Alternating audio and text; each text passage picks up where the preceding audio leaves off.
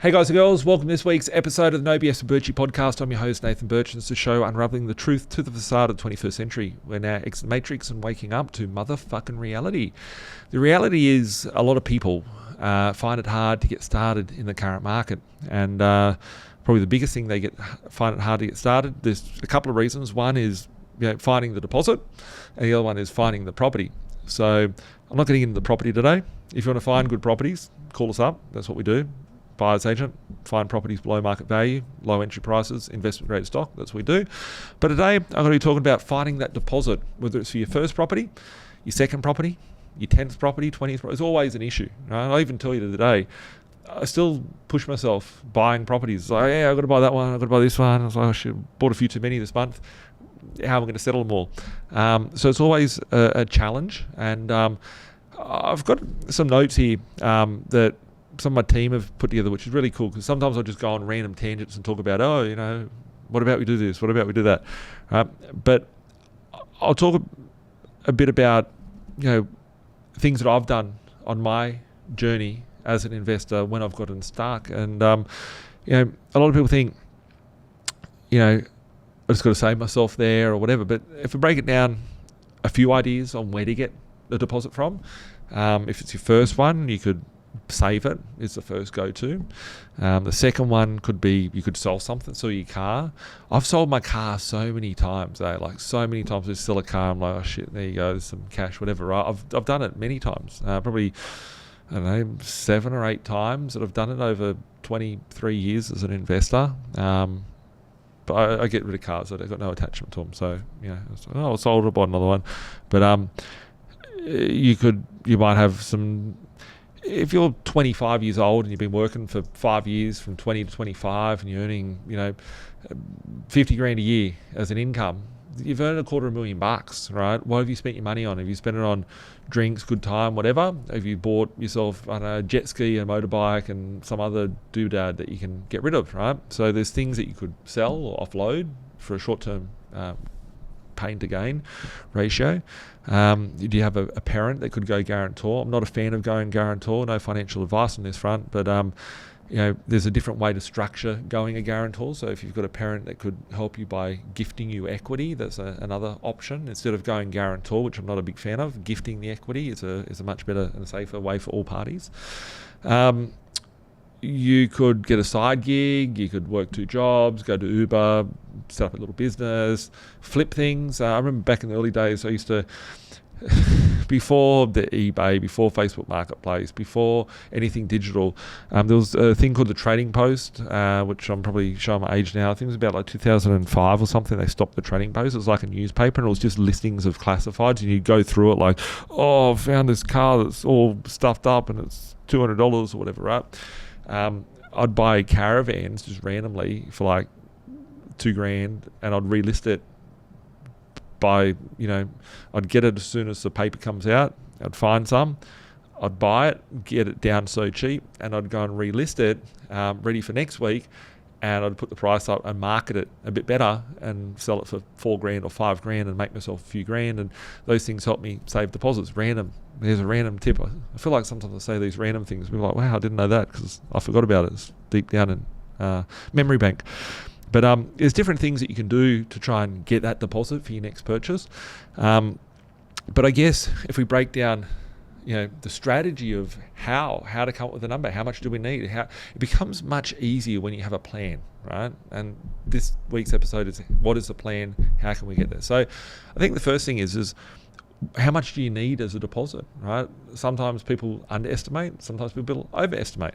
Let's say I'm a big fan of 20% deposits, but it's not always the case, right? If it's going to take you 2 years to save up a 20% deposit and 6 months to save you a 5% deposit, maybe it's better to do the 5% deposit just to get into the market, because if you have to wait 2 years, you can save up the deposit, but the house will go up. Like, do you think the house is going to be worth the same price in 2 years' time? It could go up 50K as you save up 50K. So the quicker you can get to it, the better. So I'd say 97% of the deals that we do from a finance perspective are, 80% or lower LVR. So put in a 20% deposit. But there's occasions where we go, okay, cool, you go 90%. Like, it's up to you, whatever you want to do. So let's say you're buying a property for 300 grand, let's say, right? 300 grand, you need a 20% deposit, they're 60K. You buy a property for 300 grand, use a 5% deposit, you're going to need $15,000 for the deposit. If you're a first home buyer, do you get any first home buyer deductions on it?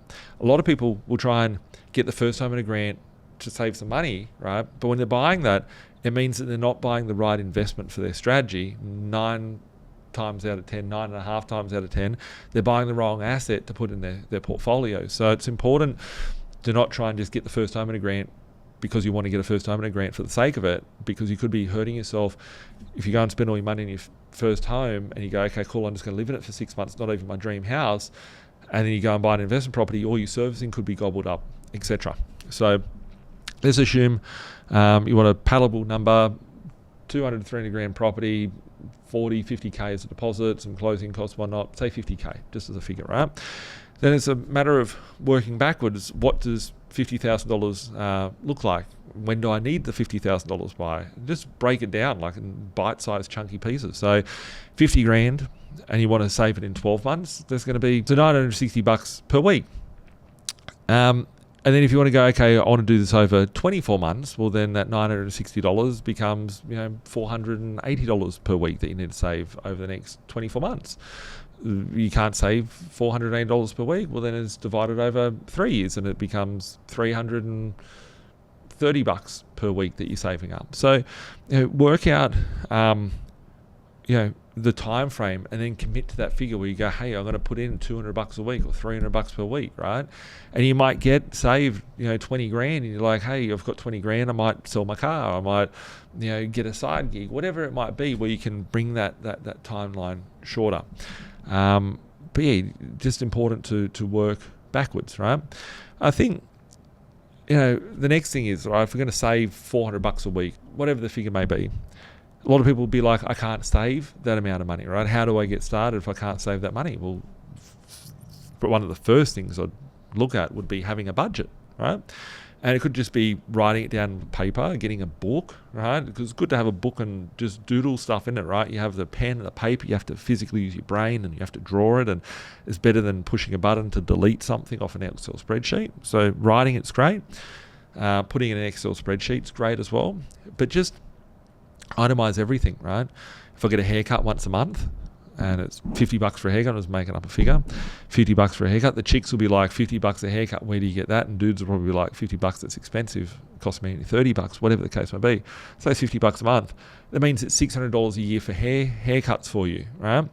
But if you can go one haircut every 6 weeks, that means that out of a year there's probably only 8 haircuts, and you can get it a $30 hairdresser, then you've got only $240 a year in haircuts, and then you can save $200.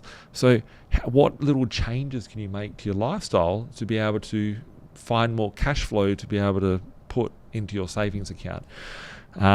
It could be finding a new job, right? It could be finding something that you're passionate about as a little hobby, as a side gig. Is it breeding rabbits? I don't know, just making it up, right? And I feel it, whilst we're on the topic of that, like being able to delay gratification, and in that budget process, look at what expenses. So you might be sitting there going, I need a car, I've got a car loan expense, it costs me $200 a week. Do you need the $200 a week going into a car, or could you sell that car and you could drive a shitbox for $2,000 for the next 12 months, right? And then once you save up for the new property, then you go, okay, I'm going to sell the car, it's a great appreciation and a reward for myself, I'm going to go buy the next car that I want to go buy, right? So it's identifying, it's hard to go, hey, I want to be over here, without identifying where it is that you're starting from, and then working back each step. It is painful, and sometimes it is, I don't want to look at it and I don't want to address it, right? There was times where I was like, I know I'm fat, I just don't want to look in the mirror, right? And I just didn't want to look in the mirror, right? But it's avoiding the situation. It's like, no, I'm sure if I looked at myself in the mirror and go like, get to the gym, right? Like, you avoid it. You don't want to be honest to yourself. So be honest to yourself when you're doing your budgeting. Be honest to yourself when you're looking at your goals, and work out, who do I need to be in order to be able to save that sort of capital. So I guess you've identified, hey, I want to save $400 a week. It's 20 grand a year. In 2.5 years, I'll be able to get myself 50K.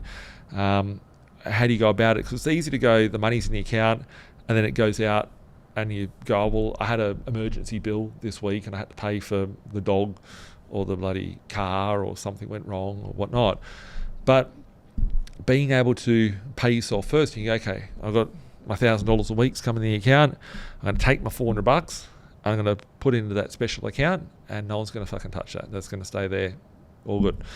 Then going, now I've got $600. You have to make it work for that. It becomes a game, right? The game is fun, right? The game is good. For you to sit there and say, whatever the case may be, that's it's easy to have excuses. It's easy to, make reason for why you didn't go to the gym, or why this didn't happen, or whatever the case may be. Pay yourself first. Look at the budget when you're going through it, and it doesn't matter if it's a big expense or the small expense, right? Like, be honest, like, go over the last 6 months worth of expenditures. If you use a card for everything, and you're using digital illusions of money, being cash from a savings account or credit card or whatever, audit the bill and the statement and going, okay, how many times did I go to takeaway shop? How many times did I do this? Could I have eaten better? Could I have done something better? Could I have walked to work? What does it look like? And yeah, identify those expenses where you can cut them back, because it might be like, so with the haircut, right? The haircut, the coffee, whatever those expenses are, the money's leaking out, right? I don't see why, and correct me if I'm wrong, like, people will sit there and say, oh, it's easy for you to say, Nathan, whatever the case may be, but I used to staple my socks together. Like, I don't think anyone realizes how much shit I ate in my life. You couldn't buy socks for $2 for 10 pairs or whatever beforehand, right? I literally just stapled together. Oh, the toes popping through, right? Like, I push myself, right? How I'd eat, what I'd eat, how I'd go about what I'd eat. I was the biggest tight ass you ever come across. It wasn't until, I had levels of comfort from the cash flow coming from my investment portfolio, my properties, that I started spending on other things. So that period of delayed gratification for me was probably 12, 13 years. If I was to start off again now, it wouldn't be that dire, because I understand how money works. I understand how finance works. I understand how loans work. I understand how equity works.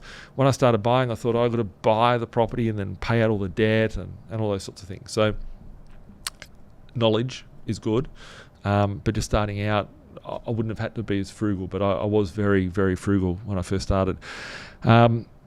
With your larger payments, like, are you renting, right? If you're on 100 grand a year, right, and you're single with 100 grand, I don't understand how you can't save 30 grand a year, 40 grand a year, right? If you're, and I might piss some people off with saying that, right, but I mean, like, down to the splitting up the food to go portion size for 5 days instead of 7 days, right? Spread it out. It's a game. You're pushing yourself to get ahead, and be that disciplined on it. If you're paying rent, right, do you have to live in that property? Can you drop from a 2-bedroom to a 1-bedroom? It's not shit that you want to do, right? Like, I did it, right? I've driven 4 years ago, I was driving a $500 Mitsubishi Mirage, right? It was just a dumped car in the back of one of my offices, and I was like, shit, I'll drive that car. Admittingly, I had another car in order, but it was taking a year to come. But I also had a brand new car, which I sold because I needed to finalise getting some cash to my motel purchasing spree that I went on when I went and bought like 30 motels over a period of 2 to 3 years. So, it was very bumpy ride at that period of time. So, whatever you can cut back on from the big expenses, put it on the table and be like, you don't have to do it. You just turn this video off and go, oh, fuck it, Nathan's talking shit I don't want to hear about. I'm going to get back to watching Netflix. But if you want to push it and you want it so bad, be honest to yourself and audit yourself and hold yourself accountable to make it happen, right? It ain't just going to fall out of the sky. It could, but the chance of that happening is, it would have happened already for you. So I guess go to the next stage. If you've got a partner as well, that's going to be a big thing. If you've got a significant other, where you go, hey, I want to buy some property, and the other person's like, hey, no, that's too risky or whatever, right?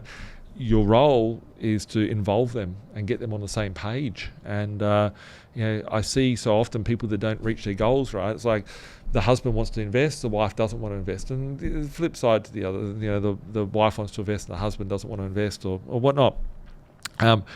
If you've got a partner that's not supportive of the goals, is it because they just don't want to get ahead? I think if you break it down and keep asking the question and get that person on, everyone wants it, right? Everyone wants it. Probably the best way, if you had a spouse, find out why. Why don't they want to invest? Oh, because people shouldn't have 10 properties. Okay, cool. Why shouldn't they have 10? We're providing affordable rental accommodation to the most needy people in the country. If it wasn't going to that, it'd be going to someone else. And we're giving that opportunity to someone to be able to rent, right?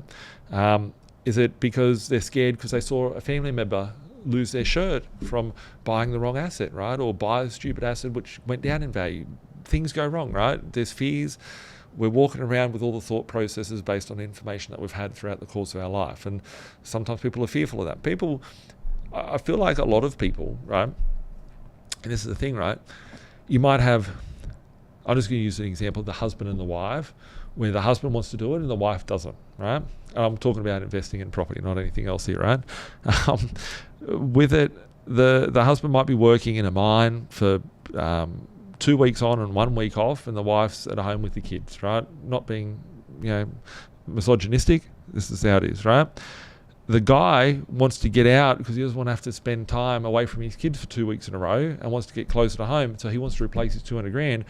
But the wife might be sitting there saying, hey, I don't want to wreck anything in the house. I'm fearful, whatever the case may be. I feel vulnerable that, we're going to be taken on such levels of debt. But you're saying, hey, I want to go buy 10 properties. And she's like, no, I don't want to buy the properties. Let's just keep doing what we're doing. Your goals haven't been communicated effectively, right? What does it mean if you were to be able to do that? How can you involve her in, right? She might be working, right? She might be working 2 days a week and you want her not to send the kids to daycare, right? So the first thing would be is, let's say she's earning 40 grand a year and you're earning 100 grand a year. You go, well, we need to buy 3 properties to replace your income, right? Once we get the 3 properties and we can replace your income, you don't have to work anymore. Oh, what do you mean? How does it work, right? So instead of being like, I want to buy properties, I want to do this, I want to do that, if the other person doesn't see it, they're not going to be too involved. So you need to work on that, which is more of a relationship, psychological, that's your problem to sort out at home. But it's a big one. I think that holds back 50% of people. If I look at all the data that I've got of tens of thousands of people that we've interacted with over the course of the last 20 years, people not being on the same page with communication is down there with, one of the biggest issues. So,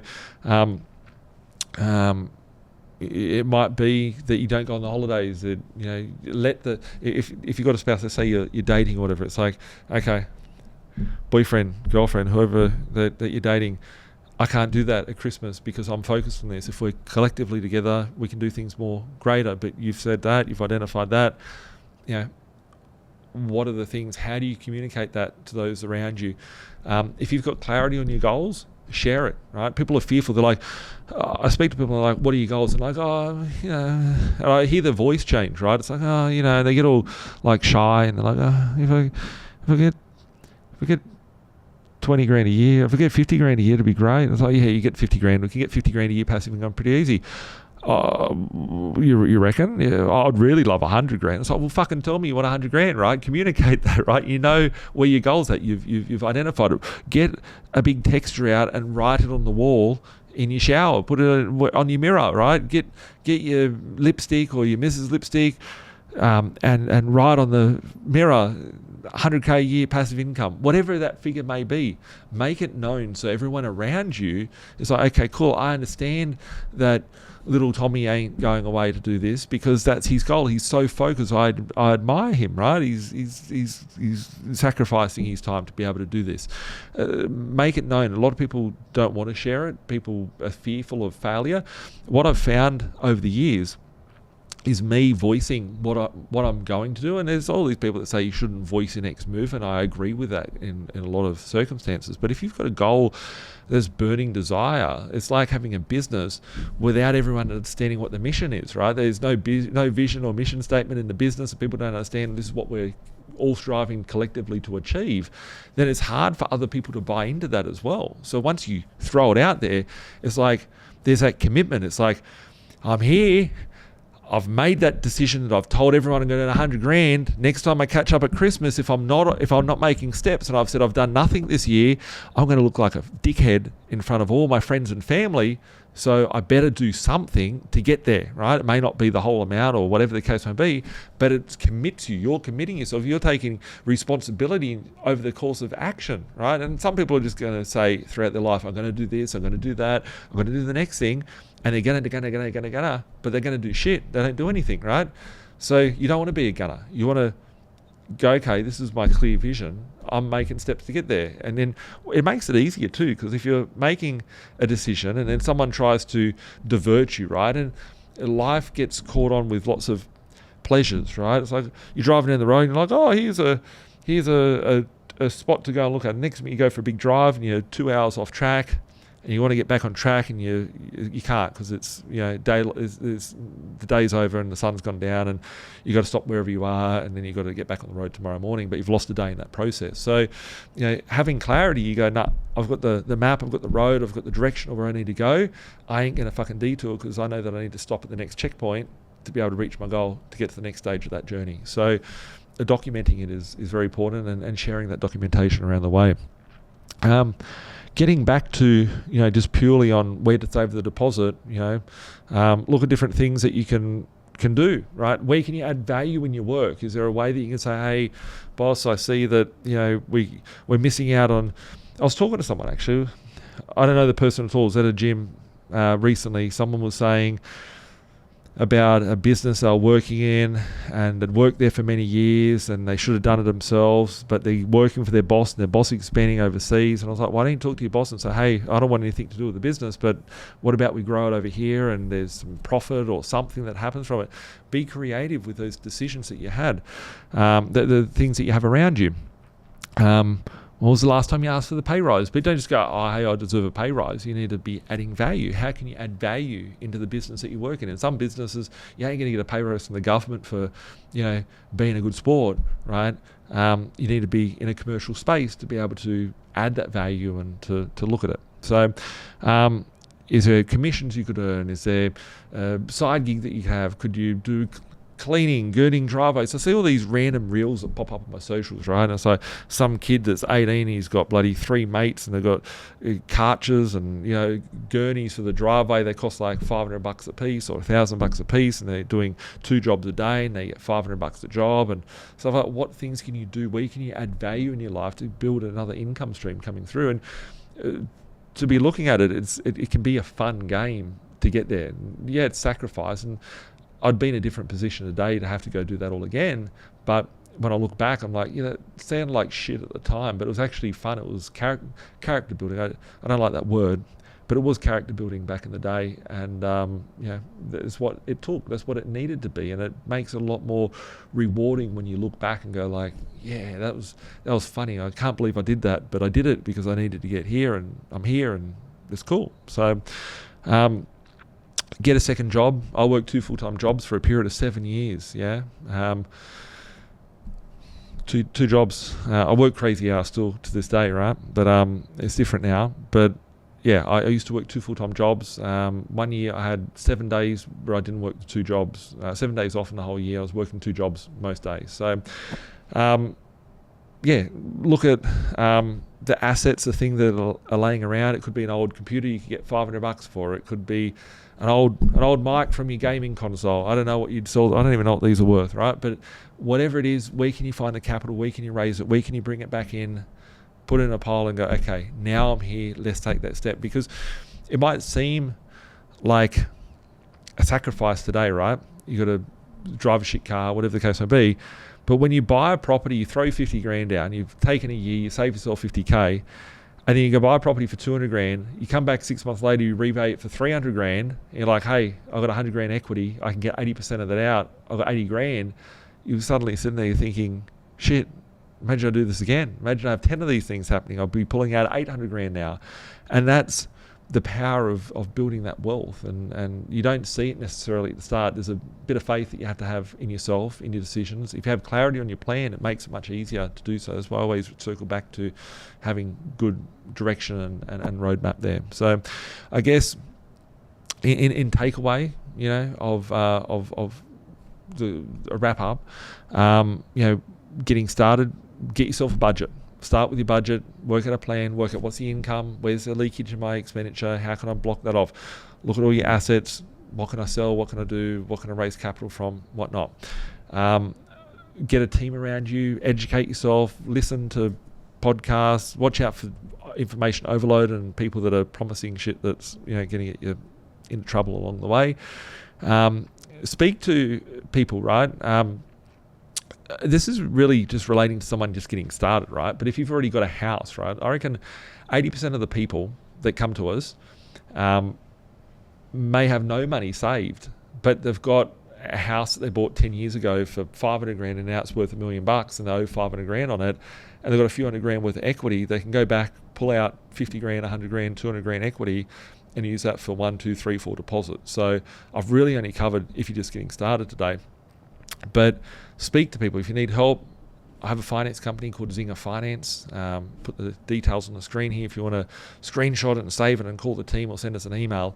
Get the team set up around you. Ask people that are in that space, what can we do? Everyone's position is different. I'm just saying how to save here, right? I'm not saying or changing rocket science or anything, right? But, a lot of people think they can't do things. They think they've got to have money to go pay for things. As I said, 80% of my investors come to us and go, I've got 10 grand, 20 grand. People don't walk around with cash of 200 grand in their bank account. They do, but more people have nothing than have a lot of money, right? And for the people that might just be the average person or the average family or average young person getting started out, they might think they're shit out of luck because they bought this thing for 500, now it's worth $1 million, but the dream home they want to be in is worth $2 million and they can't ever get there. But they don't realize, hey, what I've got is a very good vehicle and a base to get me to the next stage on that journey. So reach out. You can call the office 1300 367 925, admin@B.Invested.com.au. Reach out to my finance company. Details are below. If you have any questions, ask away. Thanks for watching, and make sure to like, share and subscribe. Every Thursday we drop on Apple Play, Google Play, YouTube and Spotify. Bye for now. Like Bilal said, man, we're stuck in the matrix. This my advice, don't care if you take it. The dollar back to die, soon to be hyperinflated.